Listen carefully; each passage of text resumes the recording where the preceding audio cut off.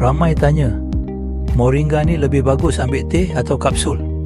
Jawapan dia, dua-dua ada manfaat, tapi kalau nak kesan lebih menyeluruh, alternatif yang selamat, terbukti dan mudah diamalkan hari-hari, teh moringa pilihan terbaik. Kenapa? Pertama, penyerapan lebih cepat. Bila kita bancuh daun moringa dalam air panas, nutrien aktif seperti isothiocyanates dan quercetin larut terus. Kajian tunjukkan, bentuk cecair lebih mudah diserap badan berbanding bentuk padat macam kapsul. Bermakna, apa yang kita minum cepat sampai ke sel tubuh untuk bantu turunkan gula, stabilkan tekanan darah dan kawal kolesterol. Kedua, bila ambil bentuk cecair, secara tak langsung kita juga hidrasi badan, bantu proses detox dan galakkan fungsi buah pinggang dan hati bekerja lebih baik. Kalau bentuk kapsul, kadang dua orang tak minum air banyak. Ketiga, lebih mesra badan. Teh lebih ringan, mudah dihadam dan sesuai untuk semua umur, termasuk warga emas dan mereka yang ada gastrik ringan.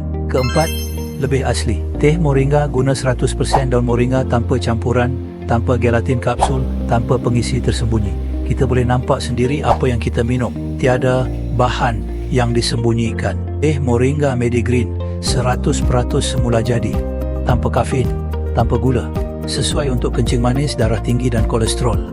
Klik sekarang untuk cuba. Promosi masih berjalan.